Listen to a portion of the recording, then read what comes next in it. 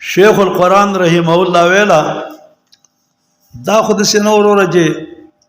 یو سړی چرته وي اصل نالونه والا و چنځ خان خپل اوچته کې مولې مو وي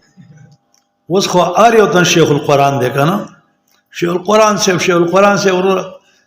او یو دا شیخ چې دی په خوا به شیخ چې هندو او مسلمان شګه دی شیخ وي اوس لا ګیره نه راغلی خو چې اهل حدیث نو هغه شیخ او شو خبره مانی خو چې اهل حدیث توپ ته واوخته نو کې ګیره لا نه ورغله شیخ سے پلان کې د دې شیخ یا خو ډیر بوډای نو شیخي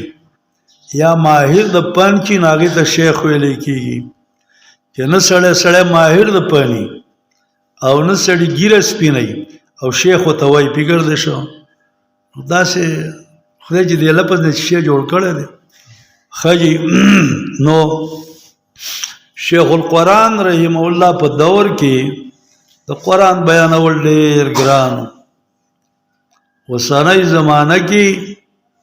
اے اورورا دا د شیخ القرآن صاحب د عمل کې اخلاص د سه اندازې ته ورسېدا چې مولانو قرآن را واغستو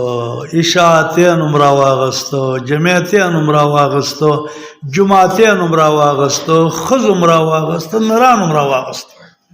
دا نرانو درس دی دا د خزو درس دی کېدای چې اجراګانو درس شروع کړي پوه شوله خبره مانی دا جی د بیګیرو خلکو درس دا د ګیرو والا درس دی دا د نارینه‌و دی دا د زنانه‌و دی درسونه ډیر دی لیکن شیخ القرآن سے په وخت کې د قرآن درس کول ډیر ګران خجی وای ما چې درس کاوه کړي کې یو مولا بویلا کله دې درس आवाज د چاپ غوګونو ولګي نو کافر دی د کډی لار په پنځپیر را تیر شوی دا میله دلته ونیږدې دې میله لوراتو یو سړی غوانی ولیدا د پړینا او غوګونو کې ګوتی خي چې سپیکر आवाज وانه وري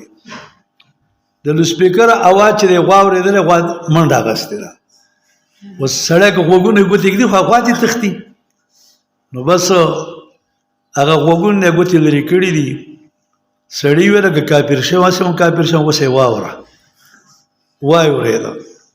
څونه ساتي چې د سپیکر आवाज رسېده وای ورېدا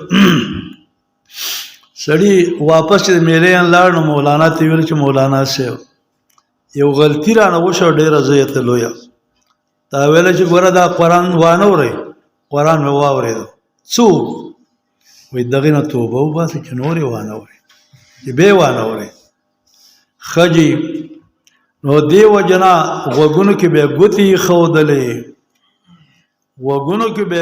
خودلې چې موږ سوانو